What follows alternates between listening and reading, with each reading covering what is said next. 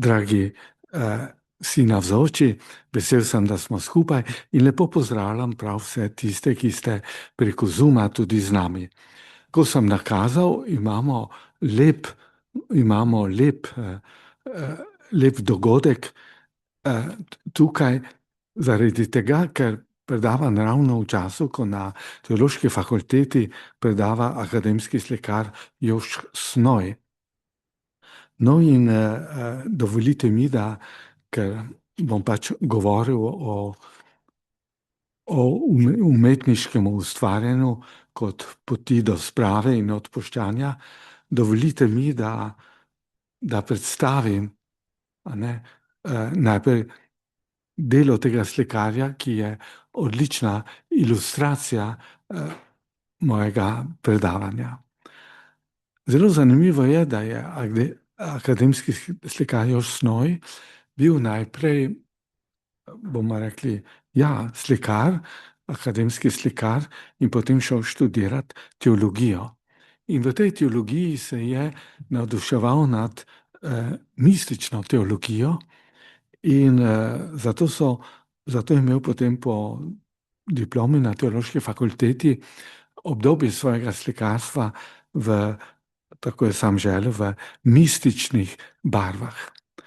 Vendar ob tem lahko rečemo, da vidite, kdo razume, bomo lažje razumeli, kdo razume mistično literaturo, samo tisti, ki je sam mistik, ki ima mistično izkustvo. Tako tudi njegovo mistično ali pa presežno obdobje presežne duhovnosti je dostopno ali pa navduševalo predvsem te, ki so imeli sami delno mistično izkustvo. No, kasneje se je odločil, da bo pa predvsem slikar in v tej svoji odločitvi je pravzaprav, tako menim, postal kristjan. Kot veste, tukaj se je Kristus učlovečil in šel kot večna Božja beseda, večna Božja ljubezen, je prišel na ta svet. No in se v tem učlovečenju je šel prav do dna človeškega življenja, se pravi tudi v njegovo bedo, v njegovo stisko ali njegovo trpljenje.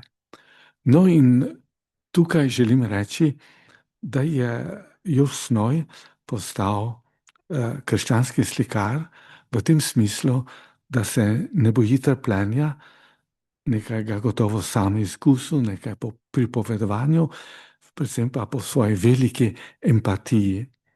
In v teh svojih barvah ima zopet v tem drugem obdobju ali tretjem obdobju, če želite, ima zemeljske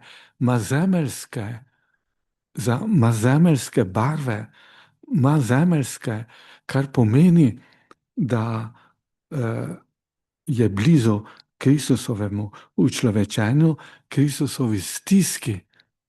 In v tej stiski se mu rojevajo barve upanja, barve nežnosti, tudi barve veselja. Se pravi, da v svojem opusu združuje krščanski misterij križa in vstajenja, ali če hočete, v svojem opusu gre do kraja v trpljenje, v stisko in iz njega išče lepoto, išče novo harmonijo, novo svetlobo ali, če hočete, tudi srečo. Seveda v tej razstavi, ki je na Teološki fakulteti, imamo gotovo različne poudarke, ali poudarke stiske, trpljenja, ali pa tudi poudarke novega upanja, novega rojevanja, novega življenja in novih radosti. Predvsem lahko rečemo, da je v tem opusu, ki ga tokrat predstavlja, izrezen kolorist, barvno, izredno močan, pa tudi kompozicijsko zelo zanimiv in da ima pogosto tisto linijo, ki ga popelje onkraj njega samega, kaj bi rada šla prav tja do večnosti. Zelo vam priporočam, tudi našim poslušalcem po Zoomu, da kdaj obiščete teološko fakulteto, predvsem prvo nadstropje, razstava je dostopna. In če pa imate kakšno vprašanje, pa mu pišete na zelo preprost naslov, Just Snoj, brez pike, in potem je polžek, če rečemo po slovensko, ne pa po nemško, afna, se pravi polžek, in potem gmail.com. No, in sedaj, po tem uvodu, dovolite, da spregovorim o umetnosti, ki je pot do sprave in odpuščanja.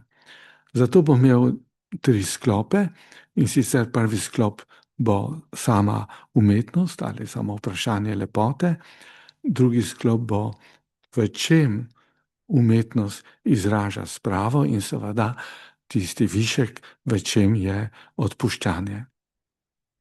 Torej, sama umetnost je seveda v našem pojmovanju tista, ki izraža lepoto.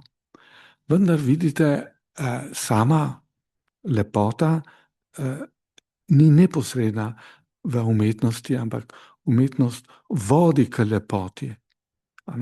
Oziroma ta lepota v umetnosti vodi, kot bomo videli, k presežnemu. Vidite, da bomo lažje razumeli, lahko si bomo pomagali s tem, kar so rekli filozofi in kar je učil tudi veliki teolog Tomaž Akvinski v 14. stoletju, da tisto, kar je čisto presežno, kar je Bog sam, to je unum verum bonum, se pravi, kar je eno, resnično in kar je dobro. Seveda, kot sem rekel, umetnost je vedno pot k višku lepote, ni sama lepota že sama na sebi. In seveda, kot lepota, kot pulhrum, je tudi pot k bonum, k dobroti ali pa k čistosti dobrega samega, k Bogu. In seveda je to pot. Vidite, tukaj imamo v katoliški moralki veliko težavo, ker hočemo, da bi takoj umetnost sama že izrazila, že tematizirala čisto lepoto in še posebej tudi etičnost in moralo. No, poglejte, vemo pa zlasti v literaturi je tako, da ne bi literatura vodila k dobremu, ni pa nujno, da piše o dobrem. In podobno tudi umetnost, če zopet omenim Jošta Snoja, kakšne njegove slike, platna, so zelo krute, težke, ampak pri nas v našem srcu zbudijo željo, odklon do zla in rečemo, tega pa ne, in iščemo svetlobo, grem naprej. In to je podobno, bomo videli, je tudi umetnost tista, ki vodi k spravi in odpuščanju.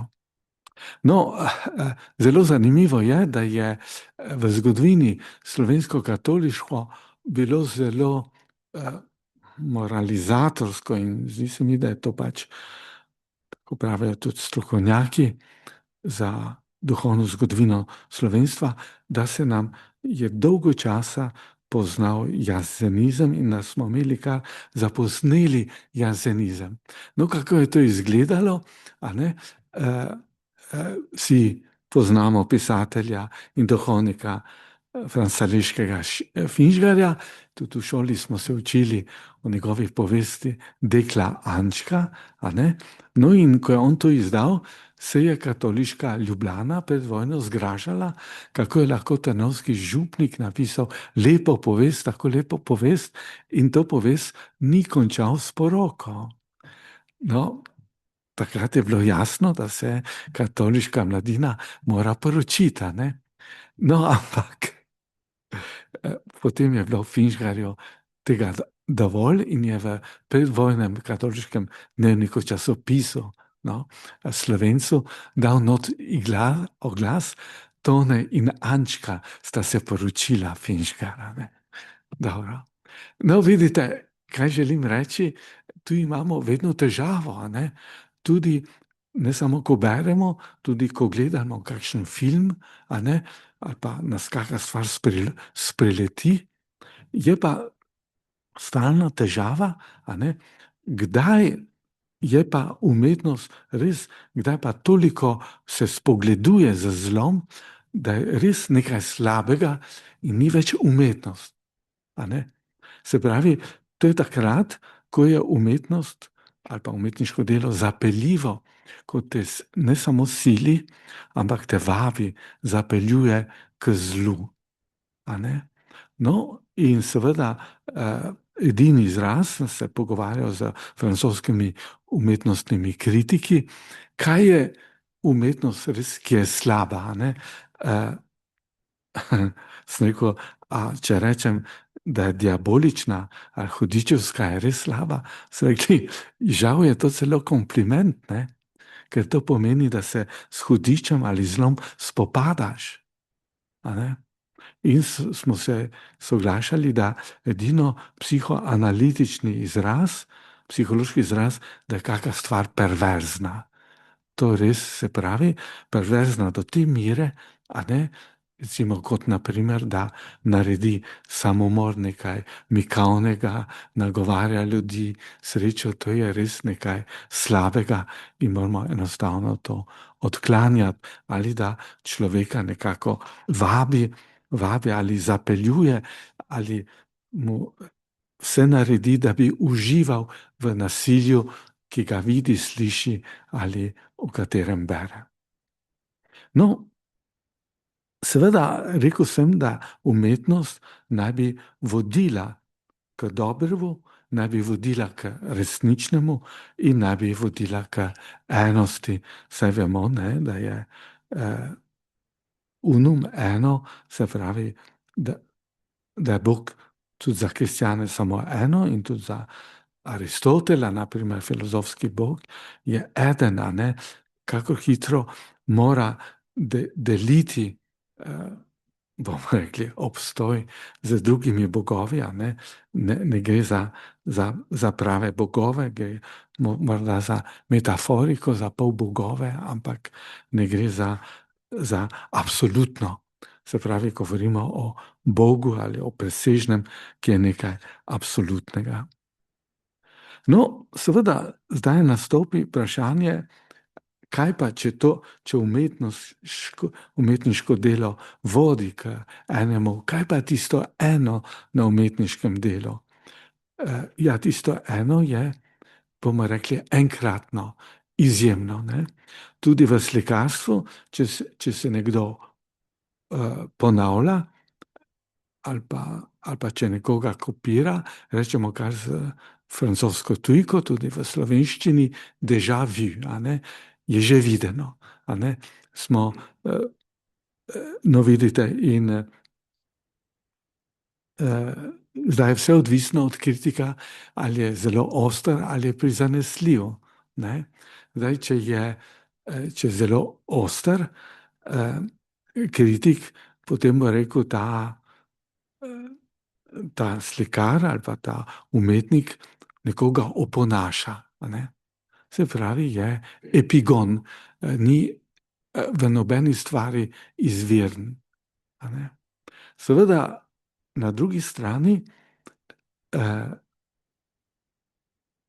pa tisti, ki je pa prizanesljiv, pa bo rekel, ta umetnik pa naredi omaž, poklon Michelangelu, Rembrandtu in tako naprej, ali pa slovenskim impresionistom, ne. Vedno študente pohvalimo, da so naredili lep poklon, a ne. Takrat, ko pa je nekdo akademski slikar, takrat pa upamo, da je do neke mere izviren.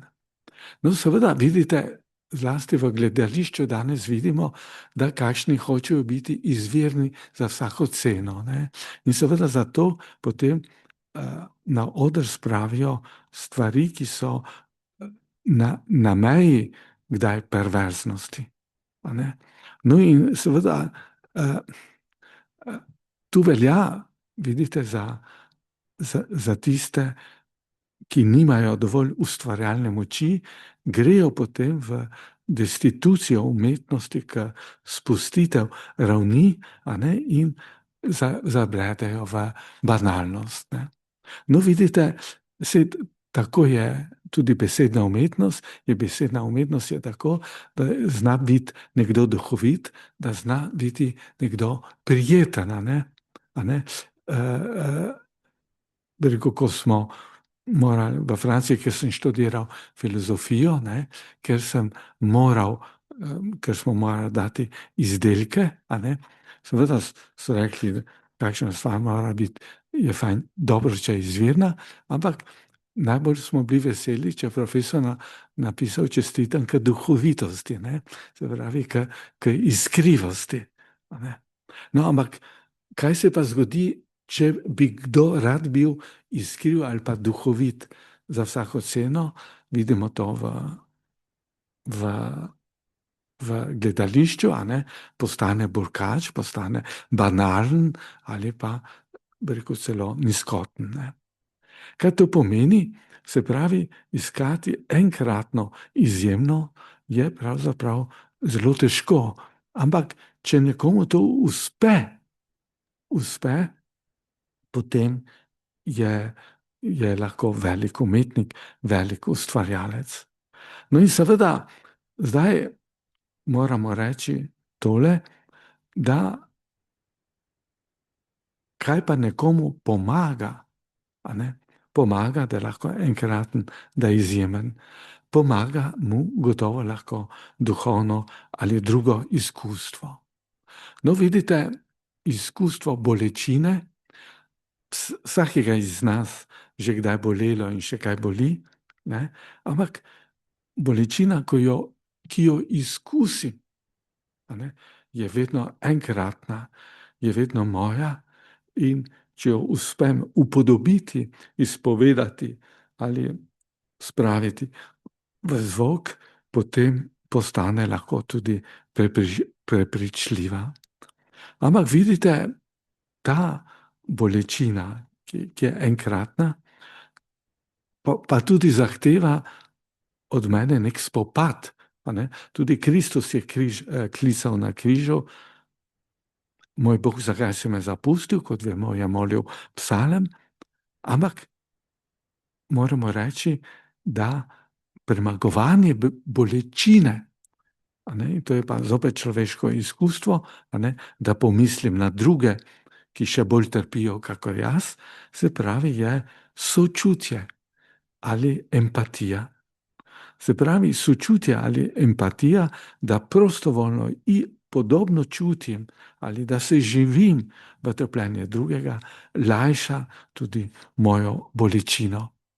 In da se zavem, da tako, kakor je moja bolečina, kdaj enkratna, izjemna, se ne da ubesediti, se ne da upodobiti, tako je tudi trpljenje ali stiska drugega lahko enkratno ali izjemno.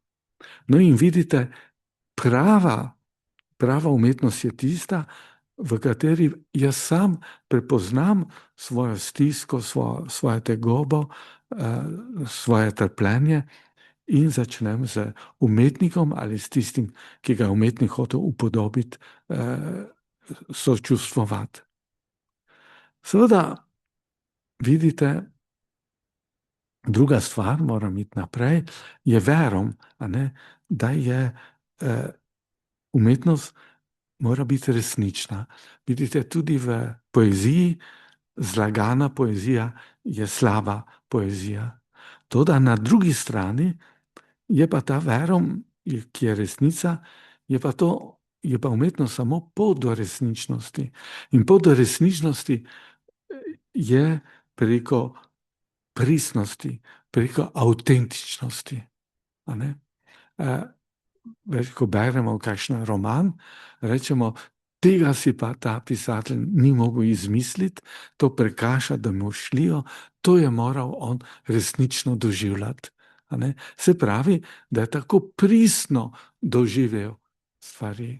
No in vidite, kdaj se nam tudi kakšna komedija zdi dobra, kadar je do kraja pristna, kadar se v njej enostavno prepoznamo. Ne?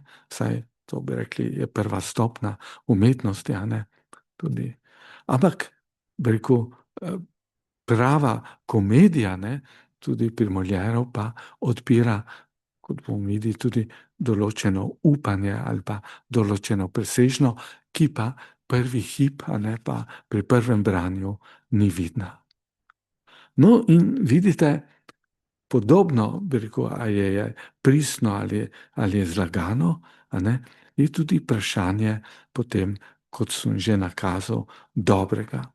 Vidite, Aristotel je sicer rekel, da je pulhrum ali lepota deležnost dobrega, ker je pulhrum prijetna. A ne? Vidite, ampak danes vidimo, a ne, da ta prijetnost je bila pri Aristotelu zgolj čutna in zato je ni, tudi upodabljajočo umetnost, ni visoko postavljal. Danes pa vidimo, a ne, smo šli naprej, da namreč boste razumeli, kot v krščanstvu sem omenil, krščanstvo pusti sledove duhovnosti, duha, lepote, enkratnosti, resničnosti, izjemnosti in dobrote tudi na tem svetu, se pravi, tudi v čutnosti. A ne? Se pravi, ko je prevajal pokojni Andrej Capuder Danteja, je potem tudi sam napisal kakšno pesem, ki je bila zelo pretresljiva, saj zame, in sem mu napisal kritiko, da njegova poezija izraža metafizično čutnost. Se pravi, da v čutnosti, v senzualnosti so svetlobi onkrajnosti in nas tja vabijo. Seveda, vidite, in tu je zdaj pomembno. Tu je zdaj pomembno, Francozi imajo lep pregovor, da lepa čustva še ni lepa literatura. Nekdo ima lahko je pošten, etičen, pristen, ampak, kot smo videli, lahko moralizira, lahko vidimo, če hoče, rekel vse resnično, glede narave, glede otroškega smeha in tako napraviti. Vidite, je resničen, ampak vidimo, je otroško naiven. Se pravi, ni presežnosti.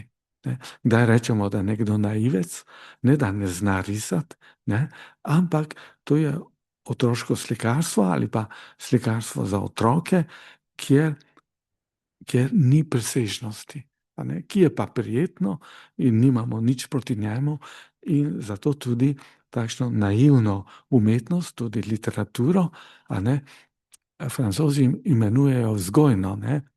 No, pred vojno so pa to moralizatorično literaturo imenovali katoliška literatura. Ja.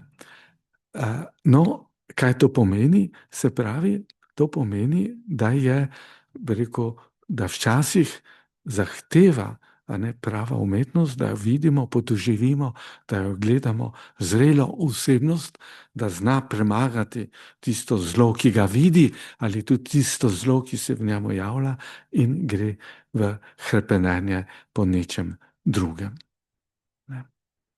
No, seveda, zdaj pa pridem v tem drugem delu, do vprašanja sprave in odpuščanja. Se pravi, kaj pomeni sprava? Sprava pomeni, da je bilo neko zlo ali neki konflikt in smo ga odpravili. Seveda, prva stvar je ta, da sprava ne pomeni pozabe. Vidite, se pravi, ker se jaz spomnim kakšnih negativnih izkustev iz svojega življenja, potem veliko bolj pazim in vem, da enih stvari ne smem pozabiti. Ne smem pozabiti, da sem se kdaj kot otrok opekel, se pravi, da se moram bati ognja. Ne smem pozabiti, da kakšne hude besede vodijo lahko tudi nasilna dejanja. Ne smem pozabiti na kakšne ideje zla, ki se širijo. Ampak seveda lahko pa se spravim s tistim, ki jih je prakticiral, s tistim, ki jih je v sebi živel, ali s tistim, ki je meni povzročil zlo. Seveda, sedaj nastopi vprašanje, kje je zdaj umetnost sprave? Kje lahko umetnost doseže spravo ali pa pomaga do njej? Vidite, prva stvar, sem jo že nakazal, je, da nas umetnost uči empatije. Se pravi, življenja, da znamo čutiti ali trpeti, sočutni, da smo sočutni z drugimi. No, ta izraz lepo nakaže Schopenhauer, ki govori o simpatiji. Sin je skupaj, tudi recimo grška beseda, tudi stujko, kdaj rečemo, da je nekaj patos, je tudi trpljenje. Glede, tudi umetnostna kritika, zelo duhovito, ima izraz patetika, se pravi, zelo pomembno je, tudi pri interpretaciji, kakšni sklad, klasik, da nekdo ne zaide v patetičnost. Se pravi, vidite, seveda, dobro je, če doživi intenzivna čustva, če nas popelje v skladateljevo doživetje, če pa pretirava, je pa patetičen. To pa pomeni, tudi zlasti to se pri petju še bolj pokaže, da kakšen, namesto da bi zapel, oprostite izrazu, zavrešči ali kriči, takrat dobesedno trpimo. Ja, to je, razumete, v čem je patetično. No, rekel, pokojni oče Jošta Snoja, je bil Jožef Snoj, je včasih v Delu pisal gledališke kritike in je bil duhovit in je za eno igralko, ki je kasneje dozorela, bila dobra igralka, ampak od začetka je pa nekoliko pretiravala, je bila patetična in on je duhovito napisal, ta igralka je pa v svoji vlogi kar preveč prepričljivo zaigrala lahko dekle. Dobro. No, sami čutite, da gre zopet tukaj ponovno govorim, za pristnost, in avtentičnost čustva. No in vidite, to se vidimo. Tudi sprava ne more biti zgolj čustvena. Če je zgolj čustvena, bo patetična. Vidite, tudi v družini, kjer se zakonci ali pa starši in otroci, kjer na silo izražajo čustva, ki niso pristna, so to patetična, jim ne verjamemo, ali vidite, tudi nekdo, ki nas, hočemo reči, v izbruhu nekako objema, Francozi lepo rečejo, ja, temu bi se pa bil pripravljen odreči. Ja, se pravi, kar je preveč, je preveč. Se pravi, sprava zahteva pristnost naših čustev. In seveda, bi rekel, kot prva stvar je,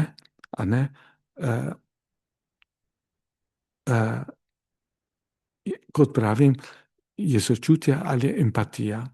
No, vidimo, da so svetniki obvladali to spravo preko sočutja. Tudi Kristus na križu, je bil sočuten s svojimi rablji. Zakaj? Ne vedo, kaj delajo. Je bil sočuten za njihovo ignoranco, z njihovo nevednostjo. Ali vidimo, če je nekdo agresiven in tako naprej, rečemo, kakšno hudo trpljenje mora biti v njem, da se tako izraža, da ne upa biti srečen, da ne upa biti vesel. Se pravi, vidite,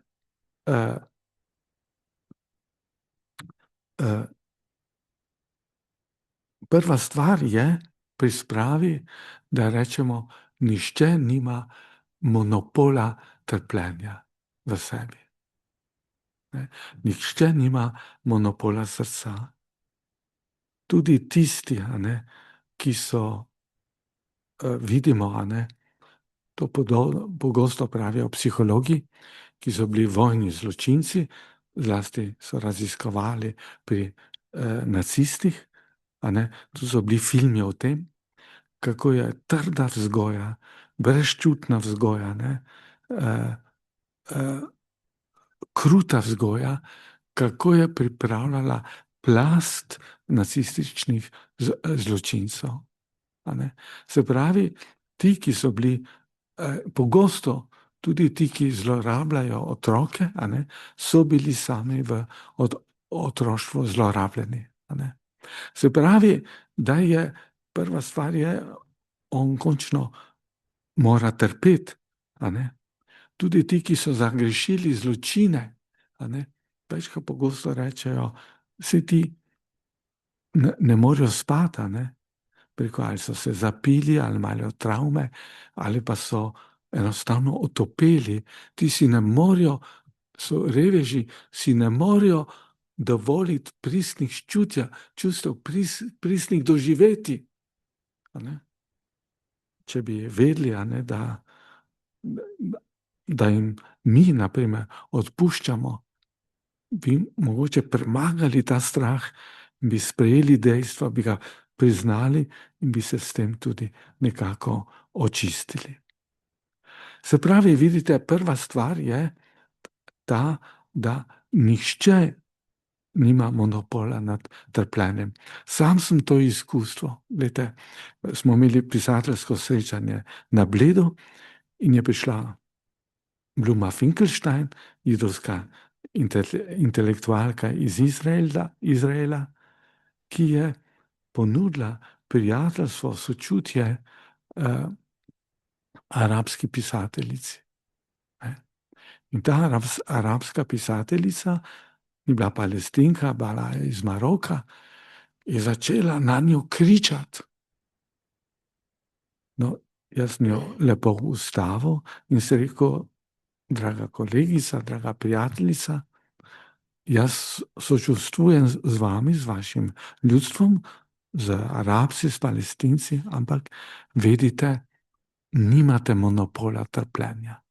Tudi zdaj, veliko Judje še vedno trpijo. Tudi jaz grem v Maribor na grobove staršev, naprimer, in ja, že kdaj pokradejo kakšno rozo, kaj hudega pa ne.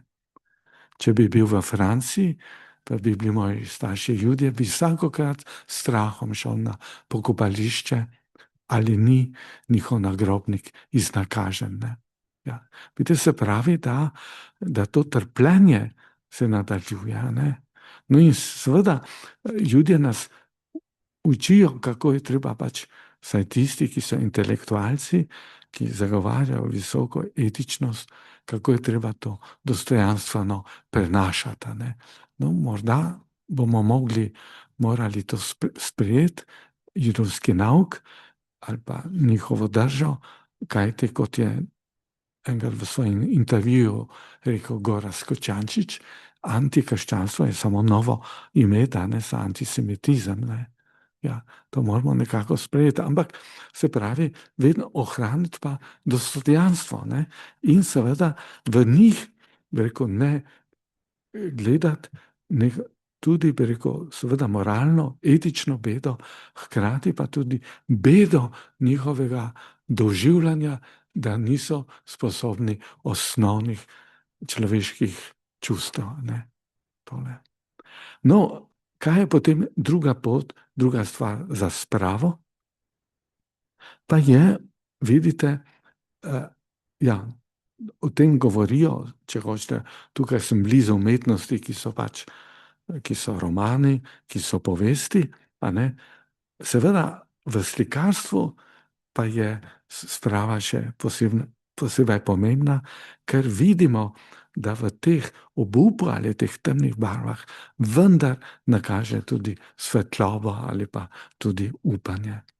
No in seveda zelo pomembno je, a ne, tudi v gledaliških prizorih, naj še tako obupno piše o stanju, a ne, človek dobi averzijo, rekel, odvratnost teh dejanj, ki jih tam gleda, pa vendar jaz vedno od vsakega avtorja zahtevam, da nakaže ali špranjo upanja, da se ne naslaja nad trpljenjem, a ne, da se ne naslanja nad stisko, nad grozo, ampak da da tudi svetli lik, a ne, če hočete, gledajte, tudi Tolstoj poleg v Ani Karenini je dal tudi druge like, ki prinašajo upanje. No in rekel, tukaj pa dovolite, da poudarim, da pa od literature, gledališča, pa tudi slikarstva, pa ima še pomembnejšo moč, ki v umetnosti, ki vodi spravi, pa je sama glasba. A ne? Mogoče bi veljalo zvečer posvetiti glasbi, a ne? Tako kakor je Nietzsche izdal svojega prvenca z naslovom Rojstvo tragedije iz duha glasbe, in potem kasneje pove, da ta tragičnost, to je globina življenja, ker se človek odreče marsičemu, ker ga ni strah trpljenja, ker ga ni strah, da bo izgubil neke ničeve vrednote, a ne, ampak potem napiše v svojih delih, tragični junak je vendar vesel. Ne? Seveda, rojstvo tragedije se ne rojeva samo iz trpljenja, iz stiske, ampak tudi iz veselja, iz upanja. Ja, in seveda, kot da vidimo, iz nove ustvarjalnosti. Namreč vidite, zelo pomembno je, da vemo, jaz sem lahko nadarjen za literaturo, za misel, za filozofijo ali tudi za samo likovno umetnost, ampak če se pustim vzgojiti od glasbe, pridem do harmonije v sebi. No in harmonija, kar pomeni sozvočje, lepota, bo vzpostavila v meni tisto ravnotežje. In to je zdaj zelo pomembno. Vidite, glasba me umirja. Nietzsche je potem napisal, glasbo imamo, da ne umremo. Trpljenja preveč. Glasba je tista, ki me tolaži. Glasba je tista, ki mi nekaj pove, ki me harmonizira, ki, ne bom rekel, nevtralizira bolečino. Bolečina lahko še vedno je, ampak je obvladljiva. Tega upanja, tega veselja, te lepote, če hočete, te nežnosti je veliko več. In zato vidite, mora ustvarjalec, Nietzsche je napisal, s krvjo sem pisal svoje knjige. Se pravi, tudi ustvarjalec, tudi komponist, trpi, ampak hkrati se pa preda navdihu. In vidite, veliko glasba v umetnosti človeka vzgoji v prosjaka. Jaz vem, da jaz sam lahko grem nek tečaj meditacije, ne vem kakšne meditacije, joge, transcendentalne in druge stvari. Ampak to bo tehnika. To še ne bo notranja sreča. Glasba, ki je pa navdih, pa prineše zvok, če hočete, iz onkrajnosti, pomeni tisto nežnost, pomeni sporočilo ljubezni. In v tej sporočilu ljubezni sem nekako vesel in v sebi najdem, bom rekel, ravnovesje. No in vidite, zakaj gre. Namreč gre, da skladatelj še bolj izrazito kot slikar ali pa pisatelj. Pisatelj se lahko igra z idejami. Slikar se lahko tudi igra z barvo, s kompozicijo. In temu smo rekli, to je pač umetnost, kot igra, l'art pour l'art. Medtem ko pa tista globoko glasbeno sporočilo, tam pa mora skladatelj prisluškovati večnosti. In če iz večnosti pridejo zvoki, miline in seveda tudi odpuščanja, kot bomo videli, potem je tudi v njegovem srcu sprava mogoča.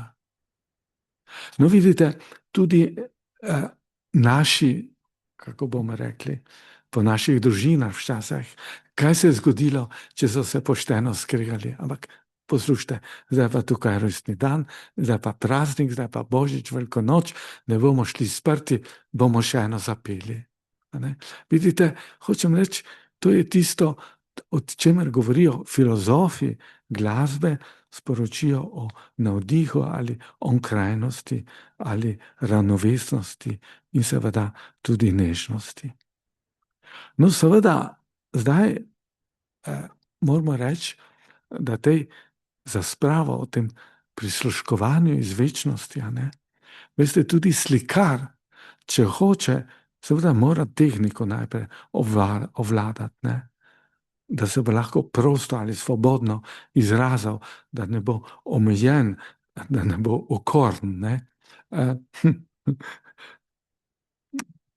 En moj prijatelj, velik znanstvenik, je dobil ambicijo, da bi bil pisatelj.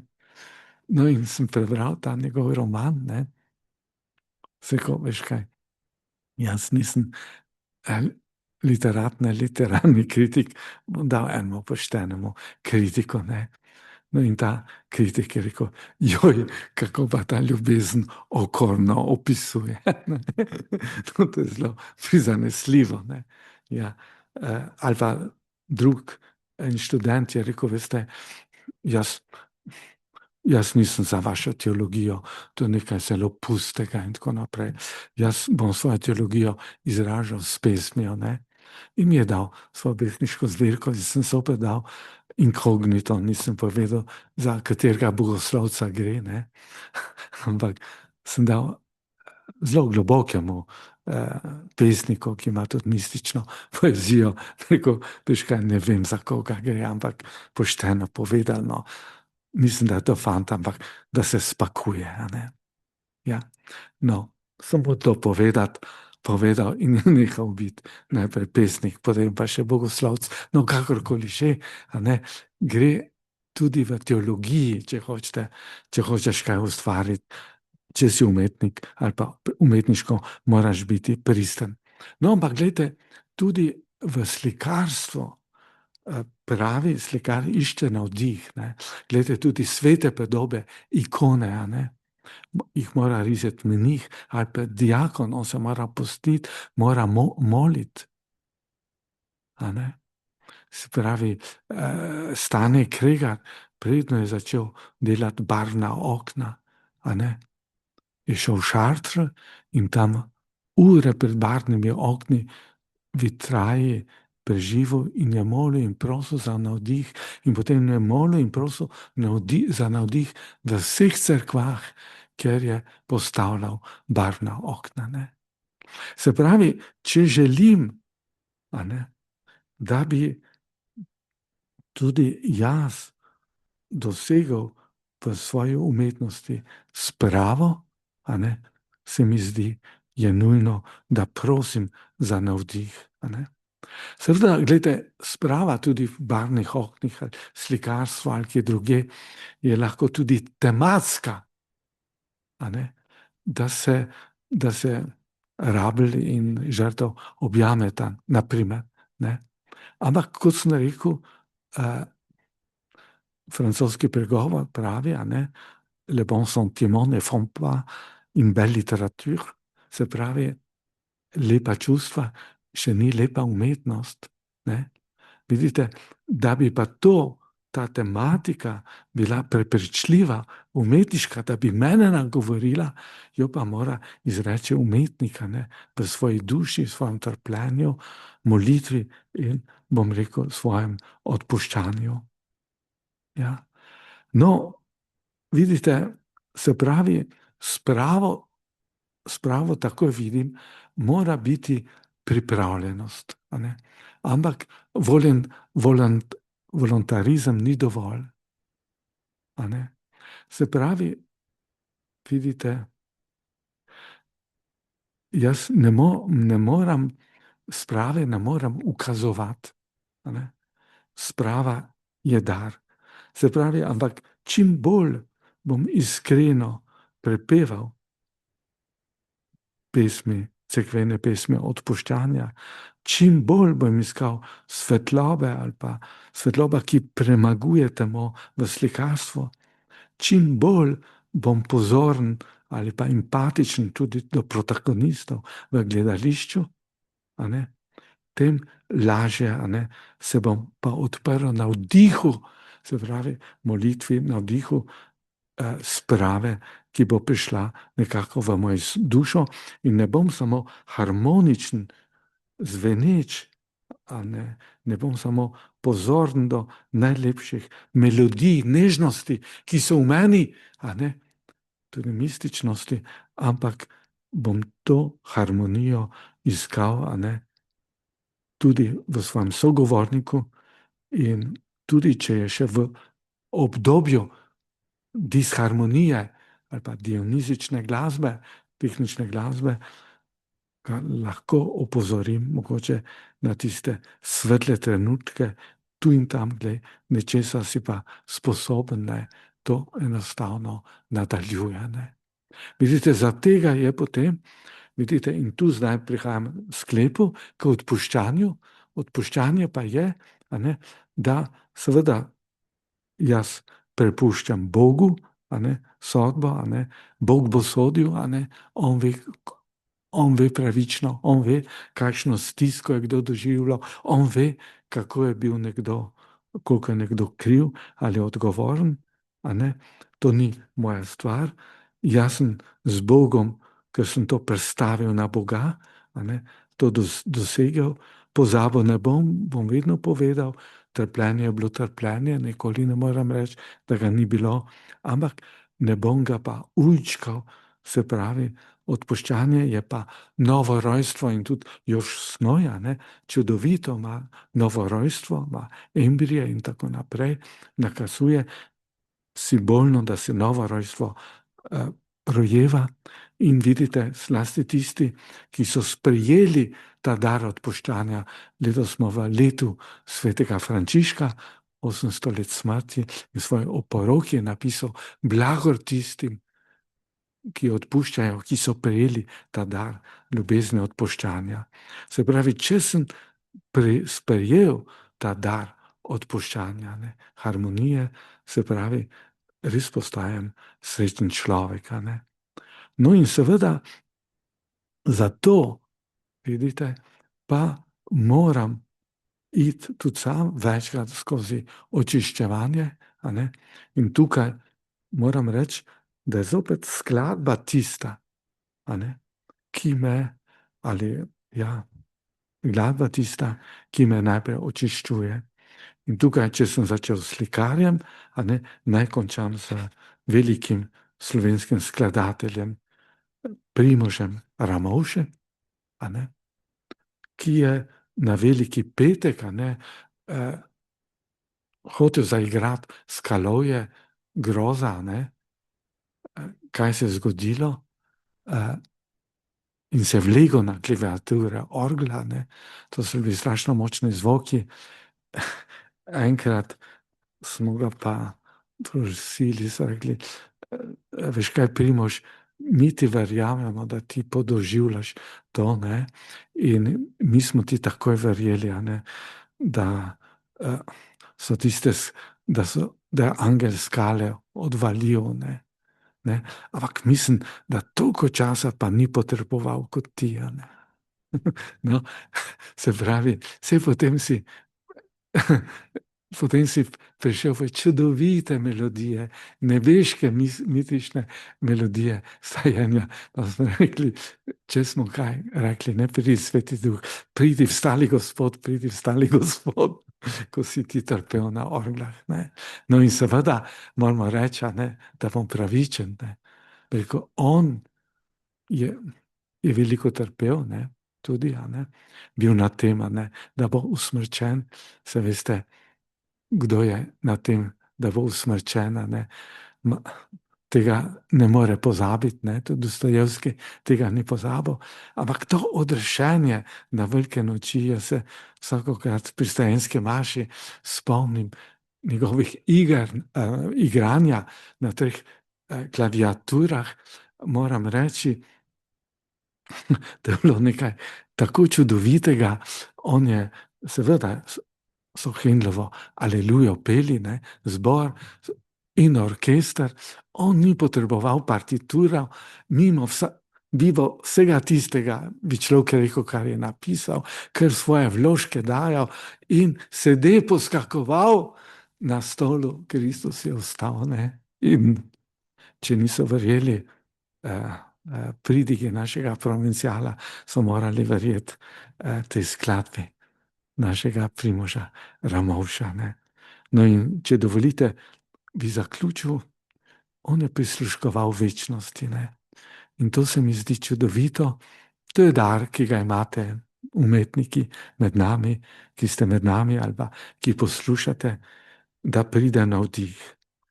In on je imel navdih, ni bil nič posebej bolan, ampak je imel navdih, da bo samo še nekaj dni živel. In je šel doma in je šel fotokopirati skladbo za trobila. In v testamentu je napisal, da želi, da bi mu to skladbo teh trobil igrali, ko ga bodo nesli v cerkvi, ven iz cerkve, tam v veži. No in Stanko,